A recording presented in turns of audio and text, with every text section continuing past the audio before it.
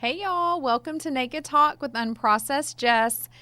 Today we're going to kick off our Let's Talk About Sex series, and I'm really excited to get to talk more about sex. I've heard your feedback, and this seems to be a really popular thing that we're talking about here on Naked Talk, and so I want to keep sharing about that and keep those conversations going, right? The more we talk about something, the more we can address it. So if you remember in episode 21, if you haven't listened, you can go back and listen to that. It was talking about sex and periods with your kids. And one of the things we talked about on there with my guest, Miranda, she's from Miranda in Charlotte online. We were saying how a lot of times with sex, there's so much shame and taboo around it, right? And the education that we get formally, often in schools, is that how to avoid diseases or pregnancy, right? So there's just a lot of fear in that and a lot of negativity around it. So that leads to things as an adult, we're carrying those views on sex over into adulthood. So we're not talking about sex, or if we do, it's in a negative manner, or just that we need to avoid it. And then we are expected to grow up and get married and just have this amazing sex life, right? So that's not what's happening. There are those exceptions, and that's wonderful. We're trying to change that narrative, right, with about sex and just health and relationships in general. There are those families that speak openly with their children about it and give them a healthy view of it, but sadly, a lot of families still are not talking about it. Why? I think a lot of it is because, just like me, until honestly fairly recently, there just wasn't a lot of talk about it, or there was this negativity or shame. So I want to change that. So we're starting off our Let's Talk About Sex series with talking about someone that I initially met her through podcasting. There's something called Power Up Podcasting by Pat Flynn. He, if you're not in the affiliate marketing or podcasting world or social media world, he is a great mentor in this space. And I attended his workshop in San Diego last year, and it really was a big part of me pushing me to start my podcast. And I found in that group, she wasn't at that particular workshop, but in that group, there is a certified sex therapist, and her name is Jessa Zimmerman. And I'm hoping to have her on the show soon. But I want to talk a little bit about her book. It's called Sex Without Stress, because sex is supposed to be enjoyable and fun. So we don't want the stress to surround it. And I want to start talking about a little bit of things that we can do to take that stress away. And a lot of what I do here on Naked Talk is to inspire people, but also especially women who've lost themselves in motherhood or building their career. And I want to help them ignite their desire. I love their whole body. That's vulva, vagina, and all, right? Love it and see it as beautiful. Lead with passion and just live a life they love without the guilt. And I think this is going to go a long way in helping that. Something that I came across was, I believe Jessa actually shared this, but 20% of marriages are sexless marriages, meaning they have sex less than one time a month. Now, I don't want to act like or make it seem like there's a certain time you should be having sex, or you have to have sex every day or 3 times a week. It's not about that, but it is about, when you're in a relationship, making sure that both people in that relationship are being heard and their needs are being addressed. So I don't want you to think that, I don't have sex all the time, or maybe my partner and I don't have sex often or that often, and we're okay with that. That's okay. But it's when one person in the relationship is not okay or being heard or feeling pressured when problems start happening. So we'll kind of just start with that. Jessa has a podcast called The Better Sex Podcast. You can check that out, and I'll have that link in the show notes. And you can find those at unprocessedjess.com/podcast. And her book is Sex Without Stress. I'm actually going to be taking some pieces of that and going through that in my Leave the Lights On 28 Days to Body and Bedroom Confidence Challenge that I'm going to be launching here. I'm going to be offering that sometime next month. And we're going to go through this in more depth, but I wanted to touch on a few things and hopefully just start the conversation with you. And maybe there's things you can think about or apply to your own life or talk about in your relationship. So she mentioned something called the avoidant cycle. And a lot of times we're stressed. We start avoiding things. Both people in the relationship know there's something going on.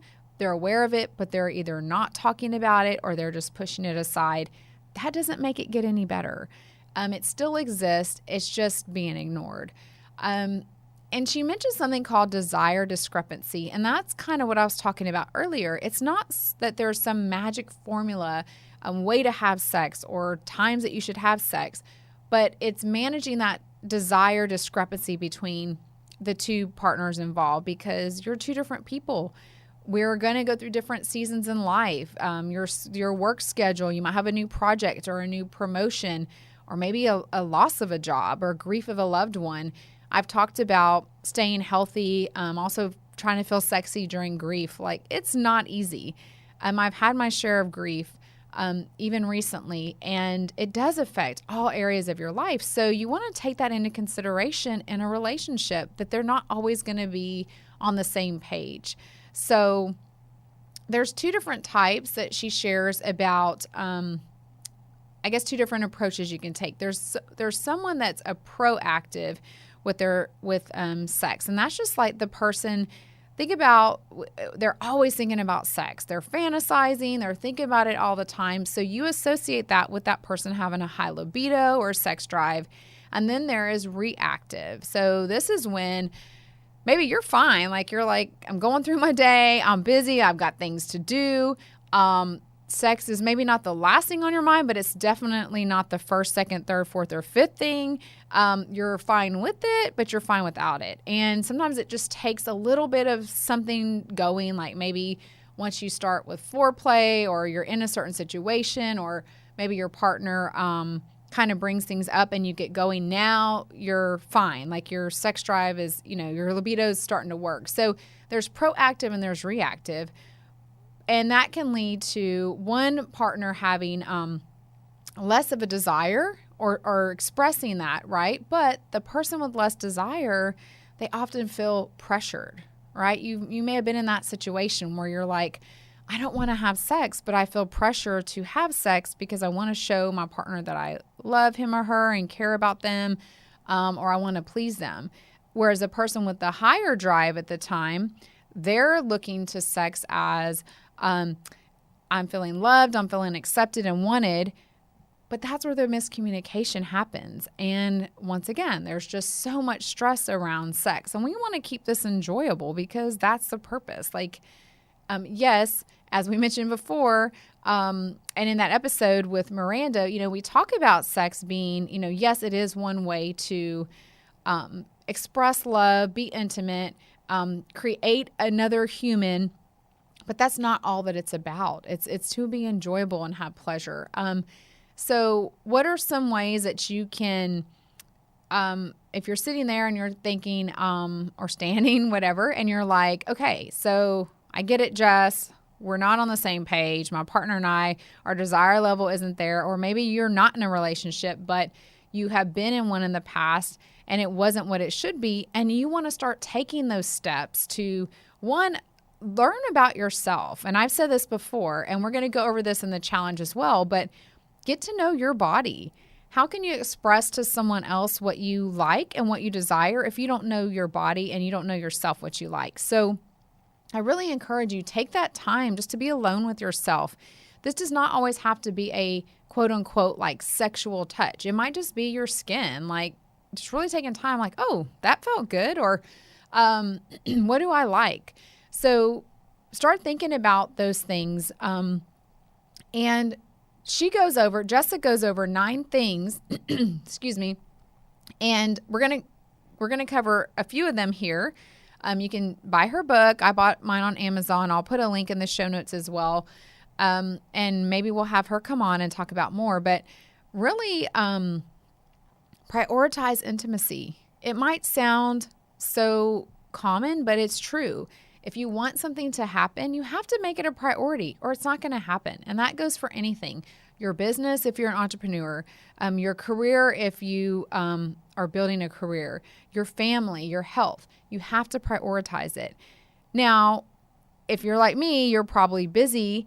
And if you have a family, if you're married or a significant other and now children, that's even more, right? Or a dog. I have a lot of friends who seem to have recently gotten pets, and it is all these things vie for our time, but you've got to prioritize it. And one thing I will say, I mentioned in episode 11, Morning Mojo, that your life might look different. So if you have kids, or even if you don't have kids, we're just busy and we're exhausted at the end of the day. And the last thing some of us want to do is like get into sexy mode. And when we're like, oh yes, like I know if I go to bed right now, I can get this much sleep. And then your partner like wants to have sex and you're just like not having it. So maybe look at it differently. I say in the Morning Mojo episode, like try having sex in the morning if that's what works best for you. Or meeting, back at the house before your kids come home or something like that. Whatever works for you. I can't tell you when is the best time, but you and your partner can figure that out. And then also communicating. You probably don't want to hear that, but how is your partner going to know what's going on if you don't communicate it? I was speaking to a man earlier and a friend, and they were saying that, it's easy for you, but, from a man's perspective, a lot of times we're afraid how, our wife will react. And actually that can be both ways, right? If a partner's wanting to bring up something sensitive like sex, it's scary to think, what is my partner going to think? Are they going to think I'm, don't love them? Are they going to get mad? Am I going to have some repercussion? So, but that's the only way that you're going to bring it up is to communicate about it. I share in episode 7, I call it Hawaii 5-0, like 5-0-H, exclamation point. And I share some tips in there about how some things you can do to communicate things that you want to that you would like to try in the bedroom.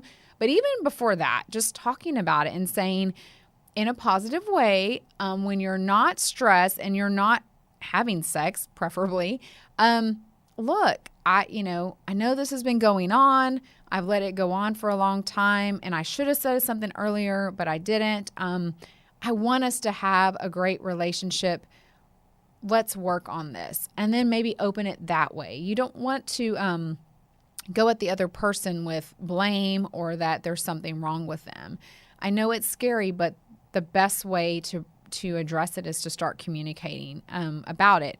And I've said before, you're sharing your life with this person and home, sometimes children and dogs, insurance, taxes. So we need to bring this up because it's a big part of our life. And then another thing I like that she brings up, and you don't hear this said a lot, it's being selfish. We're always told to not be selfish. But if no one's being selfish and they're not thinking about themselves, who's enjoying themselves? It's crazy, this cycle around sex and things we're not talking about. Your partner's trying to please you, but you're not being pleased, but you're in your head thinking, well, I'm just doing this to please my partner. And it results in no one being pleased and you're trying to please each other. It just kind of is crazy, right? But so be selfish. You've got to be in the moment. You've got to enjoy it. And also on the flip side of that, obviously you care about your partner, so you want to be giving. And if they're letting you know what they want, you can share in that. But be selfish. And at first I was going to say, well, as moms, we usually, push our desires down and everyone else, but it's not just moms. I see it's women, yes, but it's also men. You've got to be a little selfish as far as do what you want. Make sure that you're getting what you want out of the experience, and then give a little. It'll be enjoyable for everyone. Enjoy the experience. So those are a few things. She mentions 9. And like I said, get her book. I'm reading through it, and I can share a few more tidbits, and we'll go over in more detail in our Leave the Lights On challenge, which I'm really excited about. But start the conversation. It's uncomfortable. It's kind of, embarrassing, but there's nothing to be ashamed of. These are our bodies, and this is our life. This is our health. and I want you to experience it to the fullest. And sex is a very big part of that. When it's done in a healthy way, it can be really fulfilling. And remember those primary foods that we've talked about before. I think it was episode 24. That feeds into that. That's under relationships. And I've said before, whole health is more than chomping on greens and looking hot naked. Although those things help, that's not what it's about. It's about really having all those areas of your life that are interconnected and affect the other addressed, and not leaving any of those out, because you just can't escape them. Eventually they'll catch up to you. So be sure to follow me on Instagram, on Unprocessed Jess on there, and look for some exciting things that we have coming up. I'm going to be sharing some different things on there, and I look forward to talking to you more in our Let's Talk About Sex series. Bye.